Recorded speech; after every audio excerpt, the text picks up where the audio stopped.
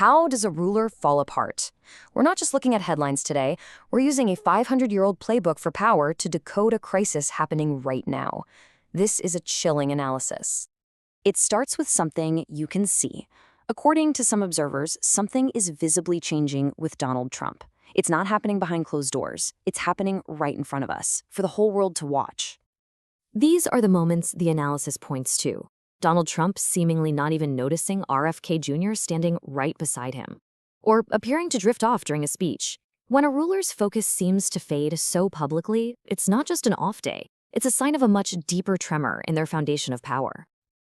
But, this isn't just about appearances.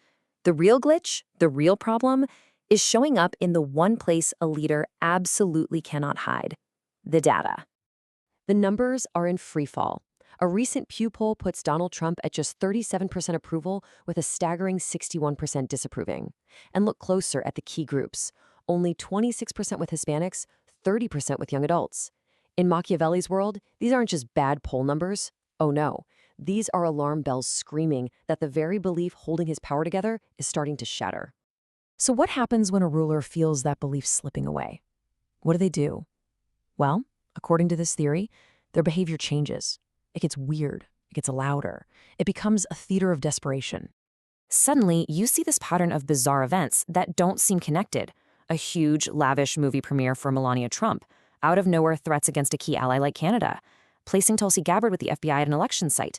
This framework doesn't see these as random acts. It sees them as a calculated performance, a theater of distraction and force.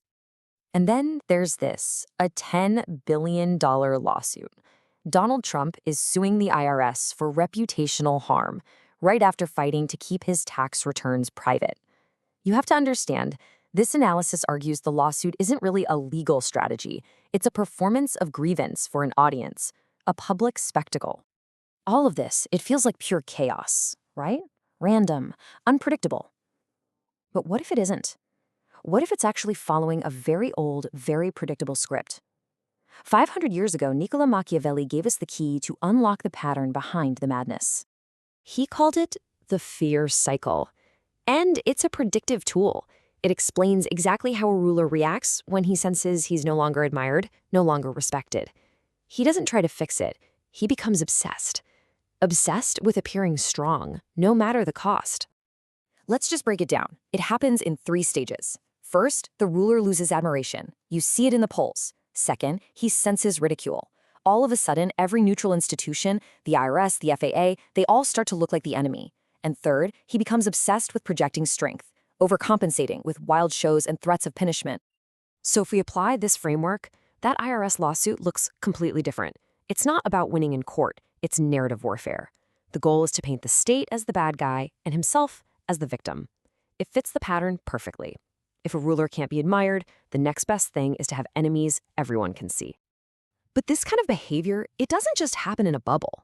All of these actions create immense pressure, and eventually, the system itself begins to fracture, and it always starts with his own inner circle. Just look at what happened with Iran. Donald Trump told protesters, "We've got your back." So they went into the streets and thousands were massacred by the Ayatollah. The U.S. carrier group, it wasn't there. Now, allies like the UAE and Saudi Arabia are reportedly refusing airspace. Machiavelli warned about this. He said, nothing exposes weakness faster than big promises followed by inaction. And those cracks, they're showing up inside his own court. Marco Rubio appearing erratic under questioning. Journalists asking Lindsey Graham pointed, personal questions that would have been unthinkable just a short time ago. The reverence is gone. Machiavelli wrote that when the court gets restless, you know the king is already weak. But this pressure, it doesn't go unanswered. As a ruler's behavior gets more and more extreme, this analysis says that rival centers of power start to actively push back. For example, in California, Governor Gavin Newsom is filing a civil rights complaint against Dr. Oz, a Trump ally. The state is investigating attacks on the Armenian community. OSN Defender is publicly fact-checking the threats against Canada. Even the old tricks, like blaming the Obamas, they're reportedly just not landing anymore. The system is definitely showing signs of fighting back. So where does this all go? The Machiavellian framework doesn't just diagnose the problem. It projects the future. And according to this theory, none of the endings are quiet. According to this framework, there are three possible paths from here.